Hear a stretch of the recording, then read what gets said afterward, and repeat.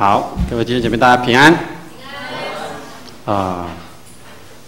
今天呢是什么节？刚刚在敬拜的时候，我们的领唱有说今天什么节日，还有报告的时候也有讲到是什么节日？感恩节。好，在我要开始讲之前呢，我要各位把眼睛闭上，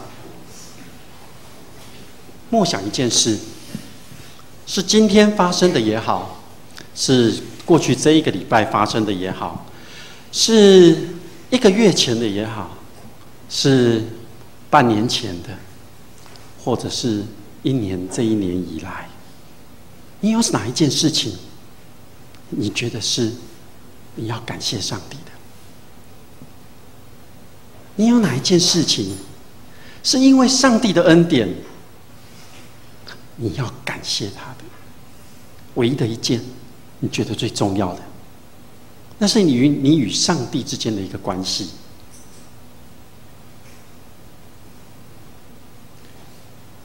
当你想到了，再仔细想想这件事情的发生，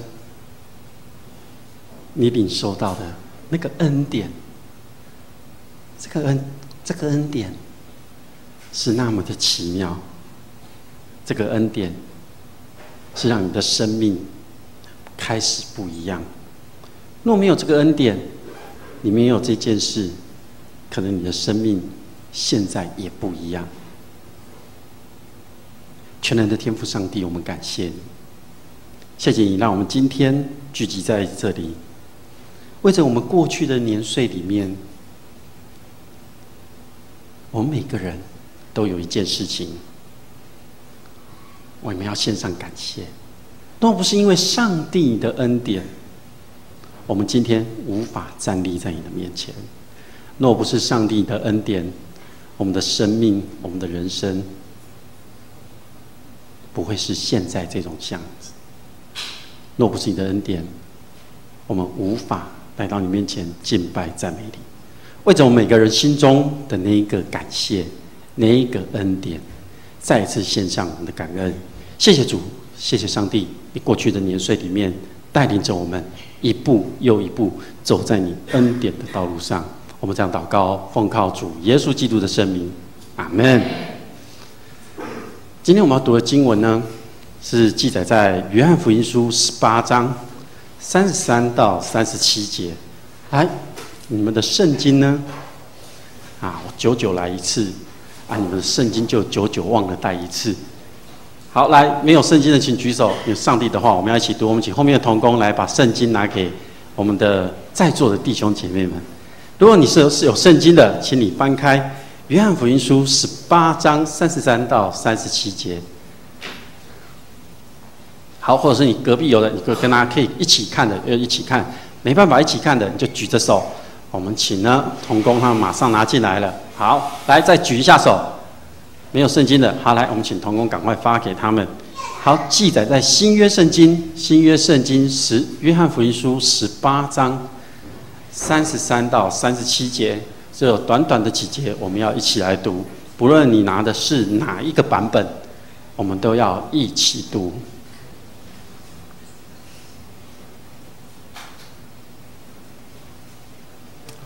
那边还有人还没拿到圣经。约翰福音书18章33到37节。好，都翻到了，我们一起来读。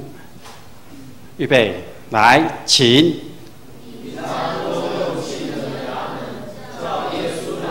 对他说：“你是犹太人的王吗？”耶稣回答说：“这话是你自己说的，还是别人论我对你说的呢？”比拉多说：“我岂是犹太人呢？你本国的人和祭司长把你交给我，做了什么事呢？”耶稣回答说：“我的国不属这世界。我的国若属这世界，我的臣仆必要征战，使我不至于被交给犹太人。只是我的国不属这世界。”比拉多就对他说：“这样你是王吗？”耶稣回答说：“你说我是王，我为此而生，也为此而来到世间，特为真理做见证。凡属真理的人，就听我的话。哇，耶稣的回答很妙。告诉你旁边的说，耶稣的回答真妙。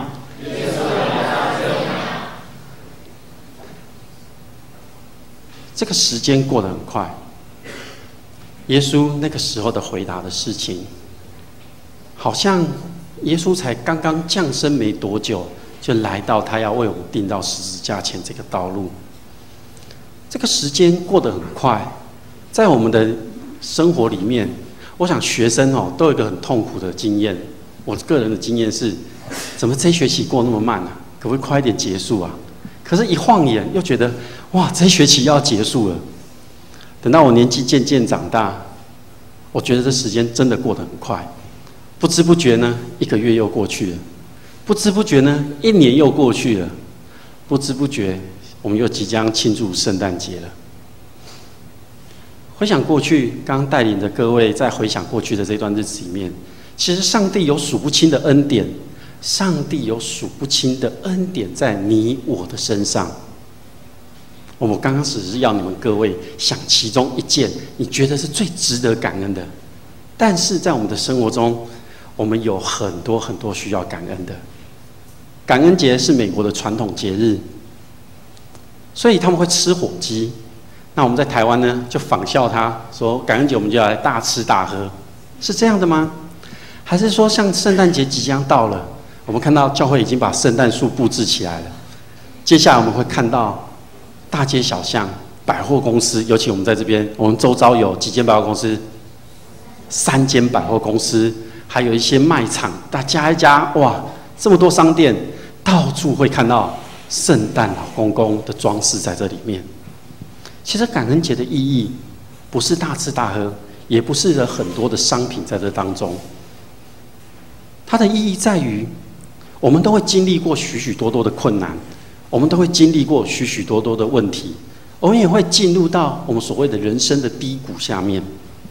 所以呢，在这样的情况当中，我们更要去数算上帝在我们每一个人身上的那个恩典。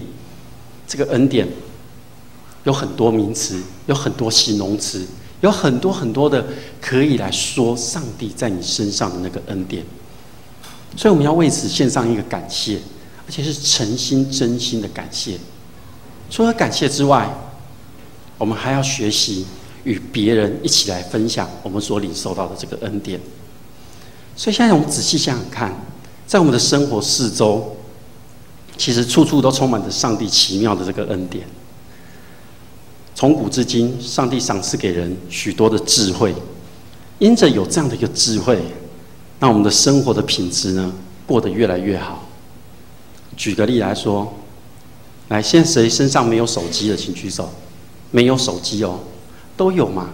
这是上帝的恩典。哦，你没有，你家有电话吧？有。好，我要指的是电话、手机。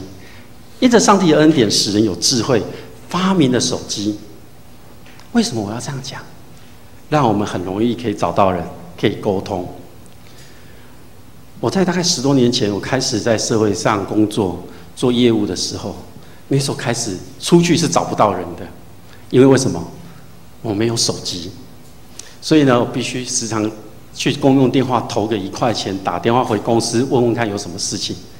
渐渐发展，我不知道你们知不知道有那个东西叫做呼叫器，俗称 BB call。啊，公司人要找我就按一按，哔哔哔哔哔哔，我就去回电话。可是呢，我不回，他也不知道我到底有没有收到。慢慢的呢，有了行动电话，慢慢的呢，行动电话的功能就越来越多了，知道吗？现在的智慧型手机，哇，我们每个人可以上网，可以做很多的事情，这都是上帝的恩典。手机的发展，它的存在有它的目的，有它的用途。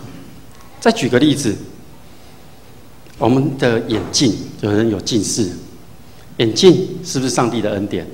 我们回想几百年前的人，他们怎么知道近视？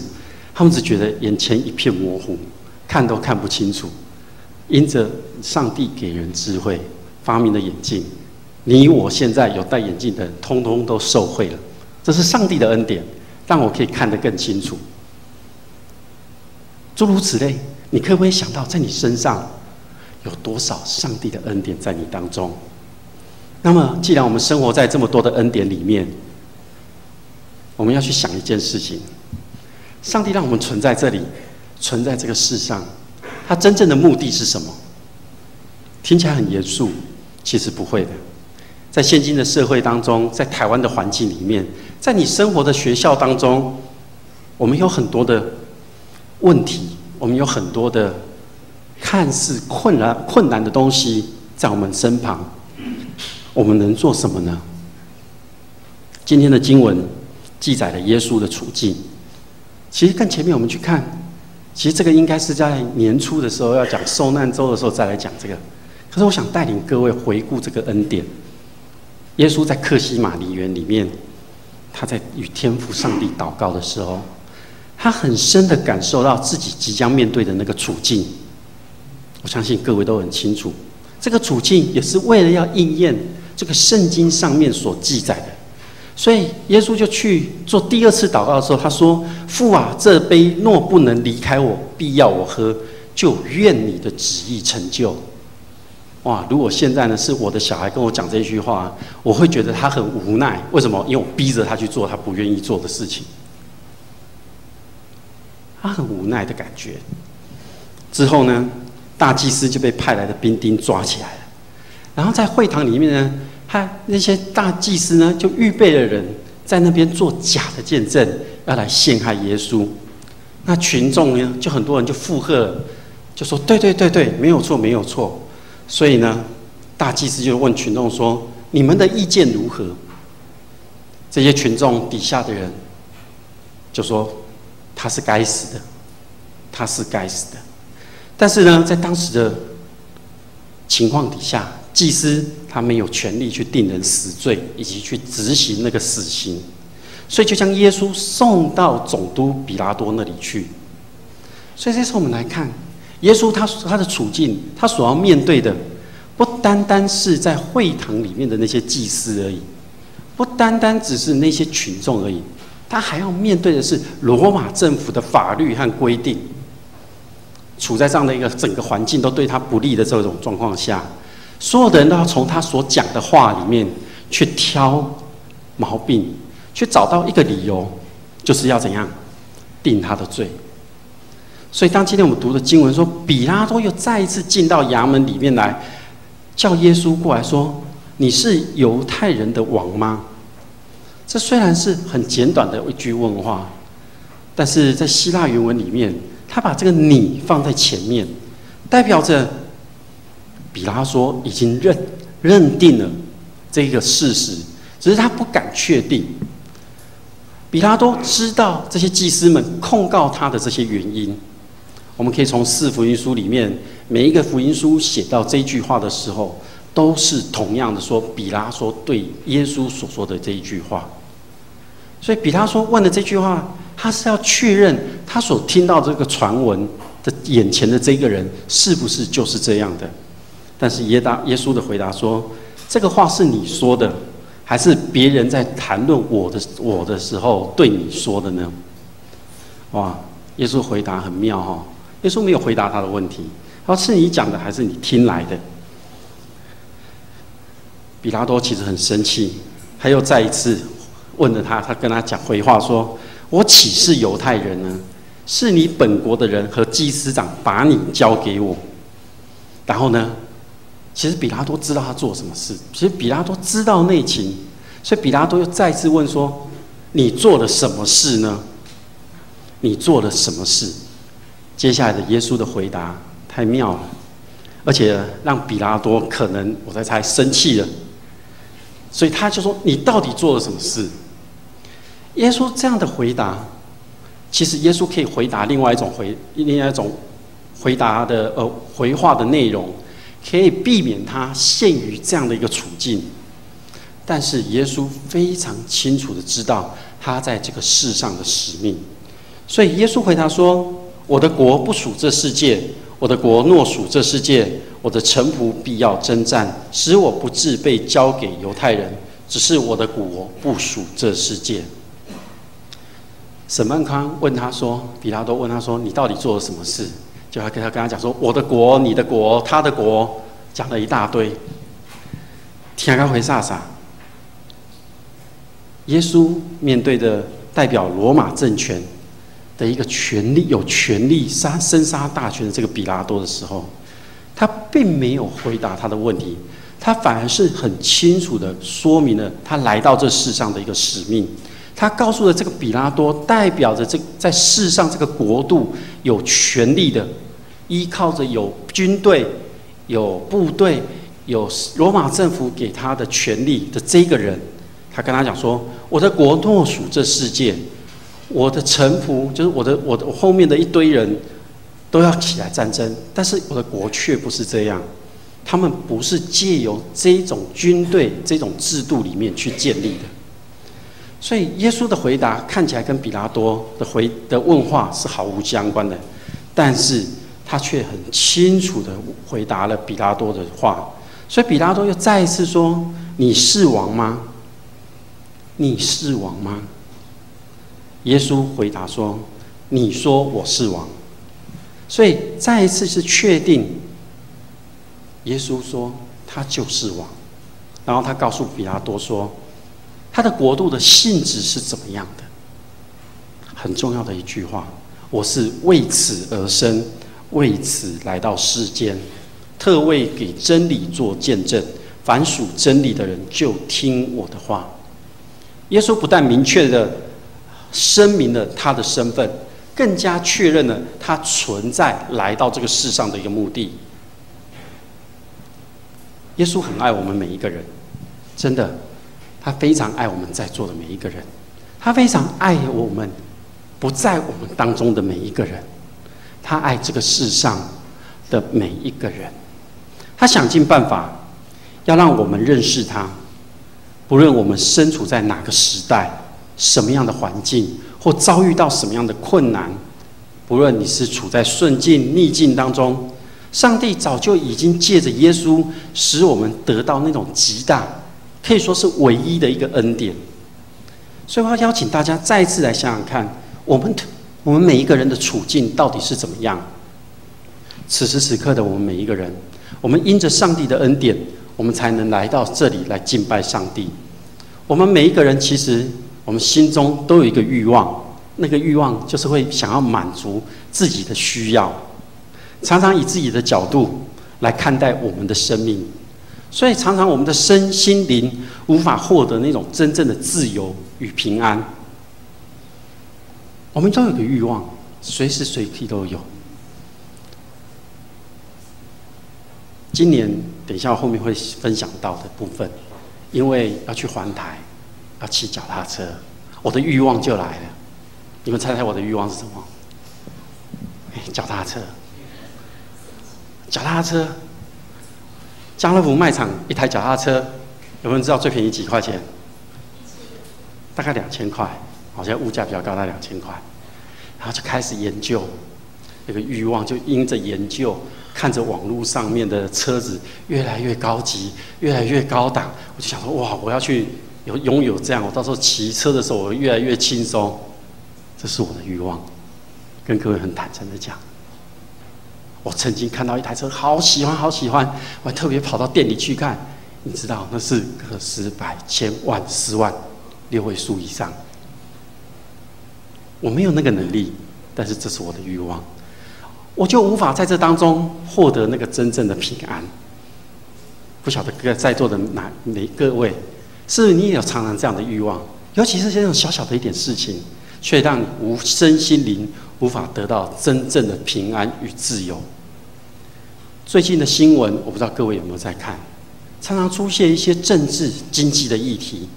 这些议题显示出台湾的社会已经非常非常的严重了。比如说，有一些基金要破产了；比如说，我们的政府对内和对外的一些作为。身为基督徒的我们到底在这个时候，我们可以做一些什么事情呢？你可以做些什么事呢？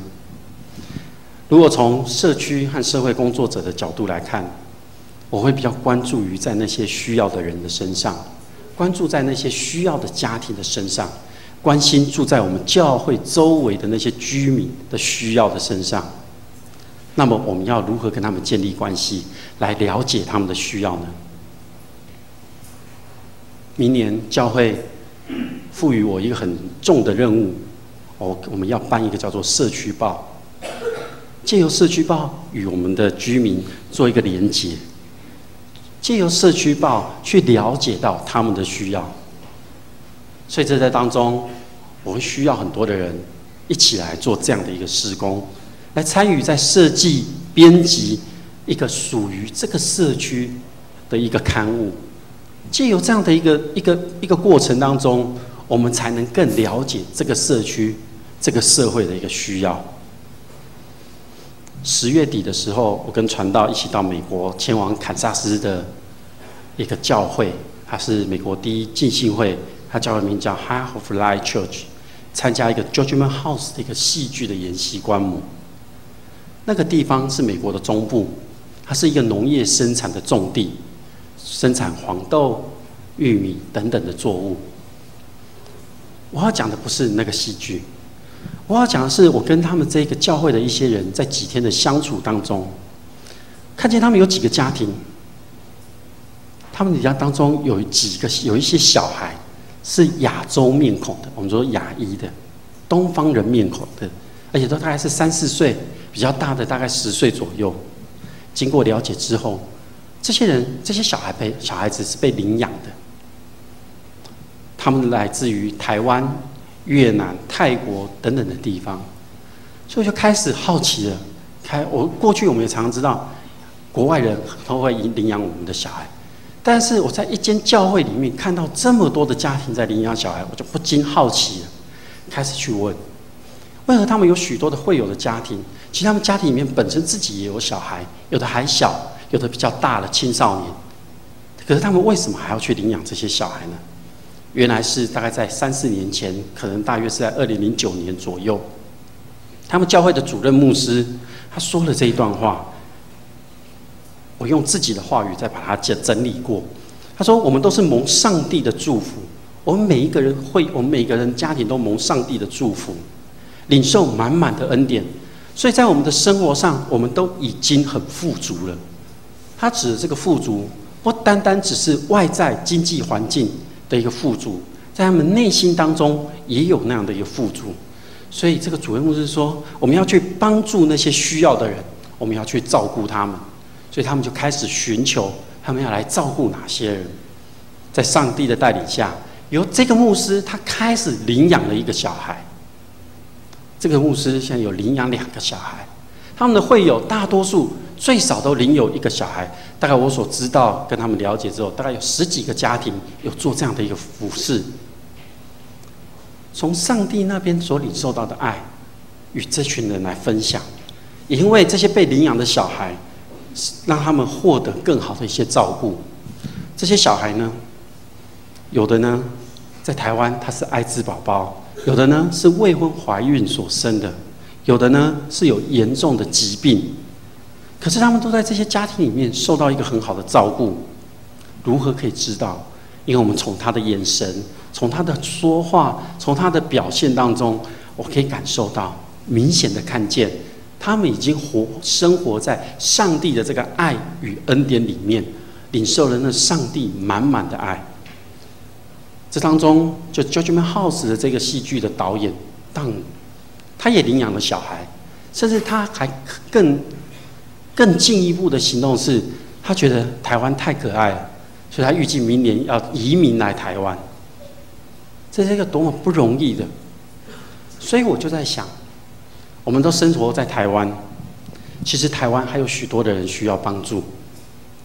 我们在上帝的恩典的处境下，那么我们，或者是说我们教会大家每一个人，我们可以做什么？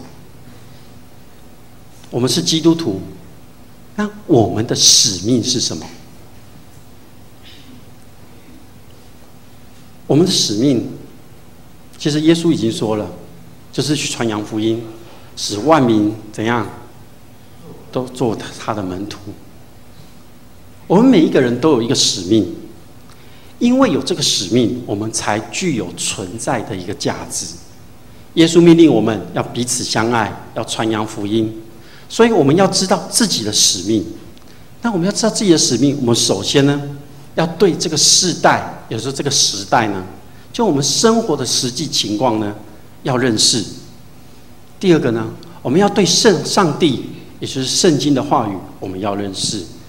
第三个更重要了，你要对自己要认识自己，认识时代，认识这个现代的这种状况的需要。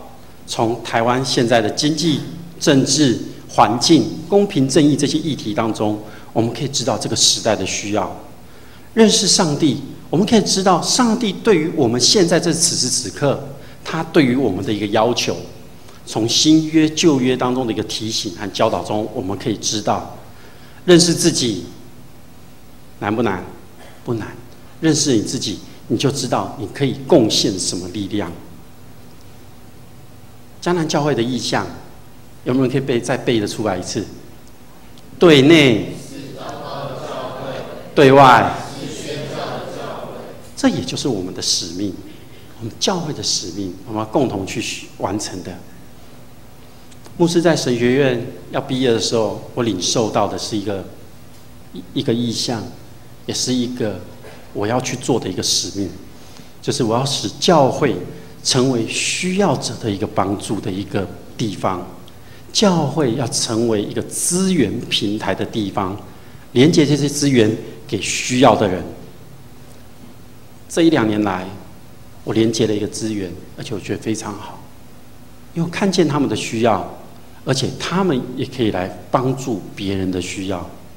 其实这个资源我们大家都很熟悉，就像我们教会里面，他有办但以理学院，在过去的那几年里面，我们用了他的秘书长夏中坚牧师的《宣教人生》、《团契人生》、《敬拜人生》这5本书，作为我们属灵的操练。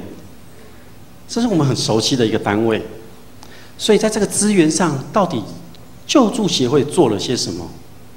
今年有人去参加救助挑战营，来，有没有举手一下？好，你手放下。我这个时候没办法问你们，你们到底知道他们为什么要做救助挑战营吗？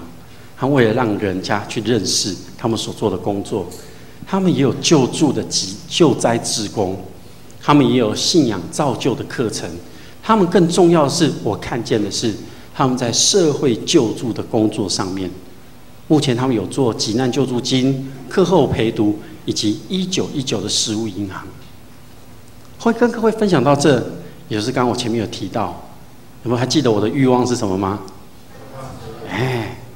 你们发觉周报在过去这半年来，常常在月初的时候就出现肢体消息，出现一个叫什么牧师团练习啊，很多人就问牧师说：“你们是去练身体还是去玩的啊？”常常呢要讲不清楚，所以今天呢要让你们看看单车环台，它是要一个募款，就是为了刚刚所说的社会救助的工作、急难救助金、课后陪读以及1919食物银行，募集这些资金、这些钱来帮助那些需要的人。我只选了其中的一个小段、一个片段。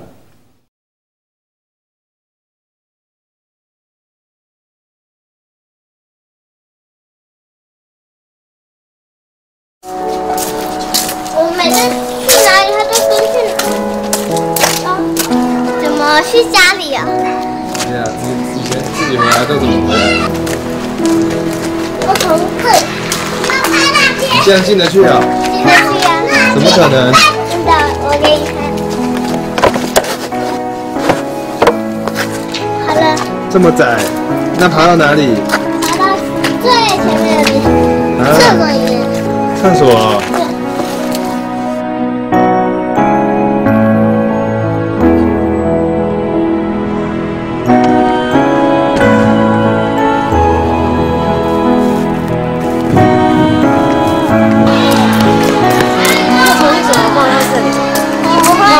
好不好？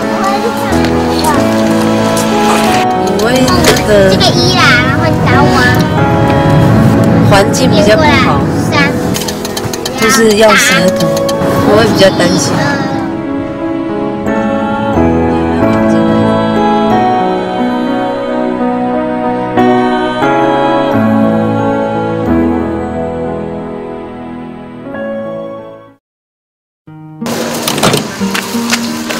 我送到那边，然后我会看他，会带他下去。如果没有人，他就是从这个小门。妈妈有在哦，喂，你有在哦。这样子送他，几乎都是没有人在家的。有1个礼拜有4天的话，其实几乎都是不在的状态。还好有那个他养的那个狗叫小白。会陪他。哦，那是我酒驾不小心进去的啦，这个妹妹又不能带进去了，所以害妹妹这样子。妈妈就是在观念上可能就所谓人家说的少一根筋，那你跟以为的个性差不多，就是很单纯。1号，你不要给他吃那种很硬的啦。我那天给他喂饭啦，没有钱买奶粉给他喂饭，大便很像那个肉。没有钱哦，他是喝什么牛奶？给他买最贵的，你看没有就给他吃饭吃稀饭啊。妈妈，你开灯一下啊。是啊，会吃水啊。哪里会水？哥哥在吗？不在。来帮你。他很会踢哦。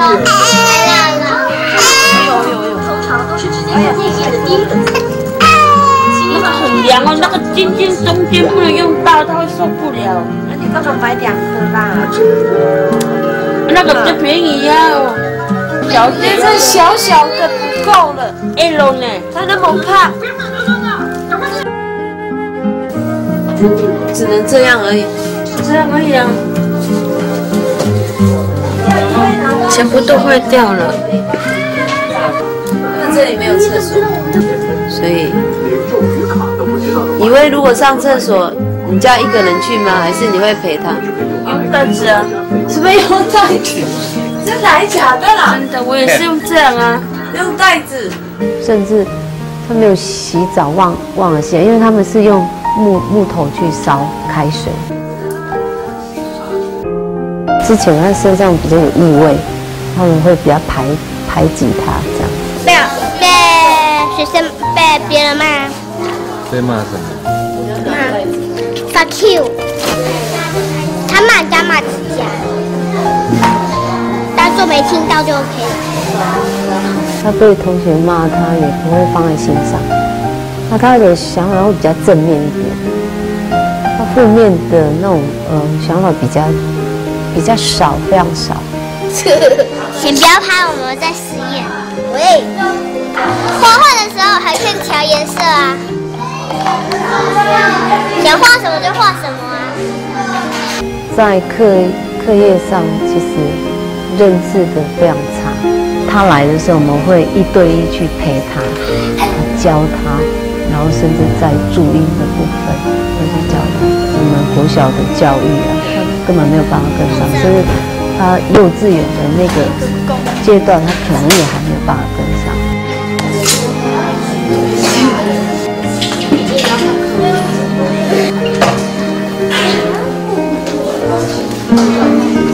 站20分钟，因为1个功课10分钟啊，你忘了带2样功课，所以呢站到2，对不对？他今天国旗没有带，这边没有带东西，你就会被罚站。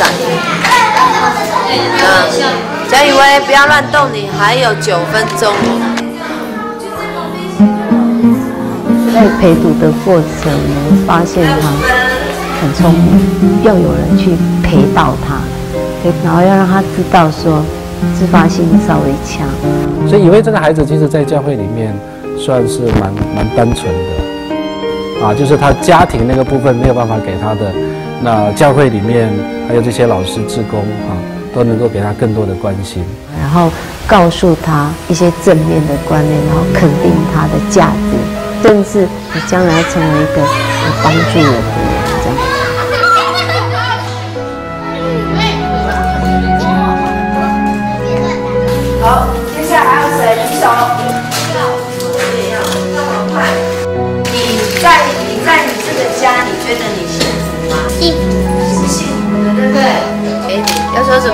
客气。好，还有谁举手？有上。觉得他们真正实际需要的，除了这一些的资源之外，那进一步我们也想关心到他们，希望他们自己能够起来，能够真正把这个家庭能够建立起来。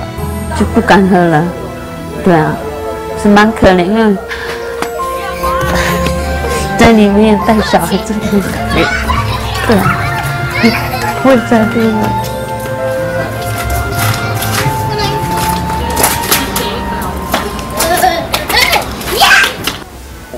我就不太会讲话，就非常感谢他们，真的，他们里面的我都很感谢啊，然后我就说不出来，就是那种恩典我不会讲啊，太多了啦，太感恩他们了。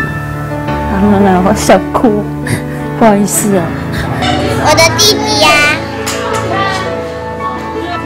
因为弟弟他都没有什么玩具，就给这个给他。这是他的眼睛，这是他衣服的钻石，这个是他的牙齿，这是他的钻石。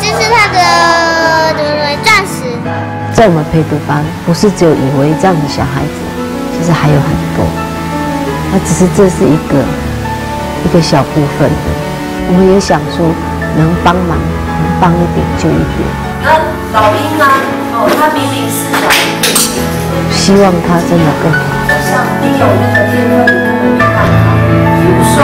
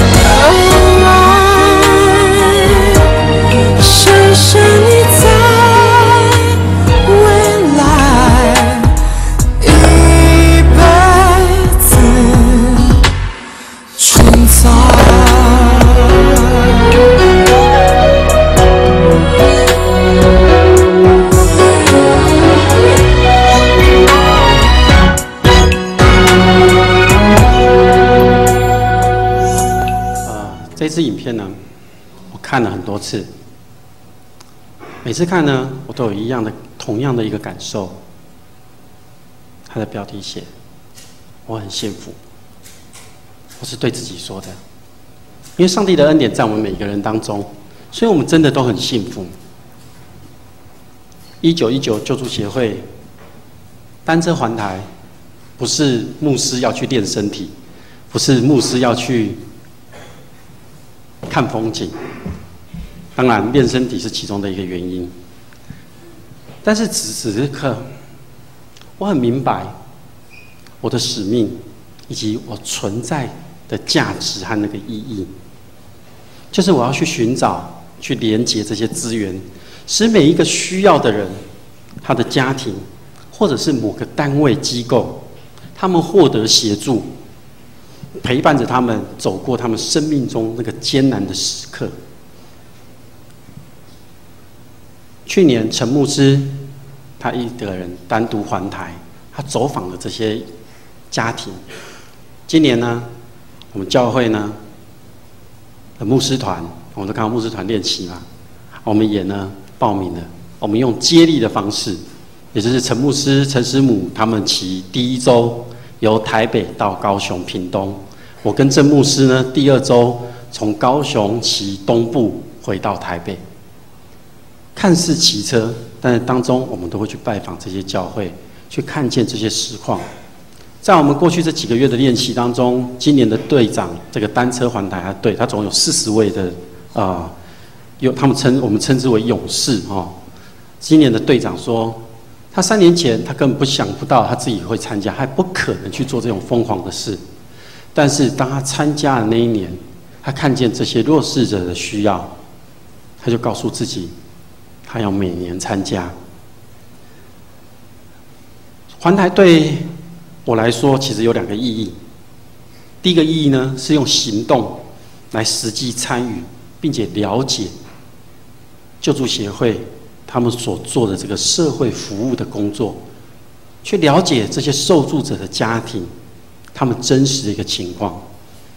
第二个呢，当然要做这些事工呢，我第二个目的呢，就要练好身体，维持良好的体力，我才有办法去做这样的事。这是我知道我的使命，以及我知道我所领受到的这个恩典。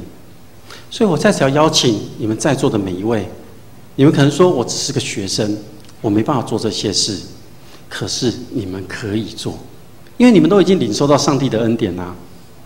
因为你们每个人都活在恩典当中，所以我会邀请你们用做几个行动来回应你们所做的、你们所领受这些恩典。第一个是，你要是看见在你身旁的人，他有困难，这个困难不一定是经济上的，不一定是我们说啊他没得吃，他很困苦。你发觉他有那个困难，可能是身心灵各方面的，需要有人来协助。有人来陪伴他的时候，请你来到教会，告诉教会，教会会用我们已知的资源来协助他。如果我们教会的资源无法协助他的时候，牧师这边我们牧师团都会去寻找资源来协助他。你知道我们的传道他是协谈，协谈蛮好讲，协谈没错，他可以帮助这些需要心灵上帮助的人。那我呢？我刚刚我就提过，我是从社会工作、社区工作，所以可以帮他找到外部的一些资源。在信仰上呢，灵命上呢，来到教会就没问题了。第二个，单靠牧师一个人去连接这些资源是不够的，所以当你知道有哪些单位或团体，它有一些资源是可以帮助人的，请你也来告诉教会，因为唯有透过这样的连接，才能使每一个需要帮助的人去获得他们所需要的。第三个呢，也是要请你们自己用上帝赐给你的恩典。刚刚我有提过，要认识自己，就怎样可以贡献自己。也就是说，你可以在你的能力范围里面，你去帮助这些人。或许我们无法亲自到当地。或许你没办法像牧师，我白天我可以去到那些家庭去关心他们，但是呢，你可以用你的行动，用你的奉献来支持这样的一个事工去执行。刚刚这个个案在台中梧栖镇那边，我们不可能到那边去，但是我们奉献给他，他们就有那个资源，他们可以去做。环台勇士，你知道我们环台，我们他们他们需要的是小额的捐款。所以他们有一个口号是说，当我们每骑1公里，你们就捐100块。他用这样的一个概念来汇聚大家的爱心。今天的经文说，耶稣这样说：我的使命是为真理作证，我为此而生，也为此来到世上。凡是属真理的人，一定都听我的话。为此而生对你的意义是什么？你知道你自己的使命吗？你知道你现在可以做什么吗？马太福音里面25章有说，有人饿了、口渴了，他出外了，他没有衣服穿，他生病，他下在监里的时候，我们要怎样来回应他们？我们就要用上帝的爱、上帝的眼光，跟他们在一起。来分享我们所领受到的这些恩典。不论是教会现在在对外或对内所做的各样的事工，我们有做生命教育，有做医疗关怀，有食物银行，有环境清洁等等等等，这些其实在未来教会对于社会社区的关怀，这种传福音的事工，会因为看见他们的需要而渐渐的增加，或者是做得更加的深入。这都需要各位弟兄姐妹来共同的参与，又是各位你们的来参与。你不要小看你们年轻，要记得我们所做的一切，不论是大事小事，我们都是在做在主耶稣基督的身上。耶稣的大使命是要我们将福音传出去。那宣扬福音的方式有许多种，你愿意将你所领受到的这种爱和丰盛的恩典分享给需要的人吗？请你们立刻行动，不要再去想了。我们一起来祷告。爱我们的上帝，我们感谢你，谢谢你差派你的独生爱子来到这个世上，他清楚他的使命是要来救赎我们每一个人。他说：“我是为此而生的，也为此来到世上。”你让我们每一个人来到这个世上都有一定的目的，我们都要去完成我们来此的目的。因为你加添了许多恩典在我们身上，你加添了许多的力量在我们的身上。谢谢主，你这么爱我们，愿我们能够分享，因为你早已将这属天的爱分享给我们，让我们将这样的爱与人一起来分享。谢谢主，愿你的恩典满满赐福在我们每一个人的心中，让我们有那个能力，有那个力量，再一次将你的恩典分散出去。当我们给的越多，我们知道主你的赐福就越多。谢谢主，祷告奉靠主耶稣基督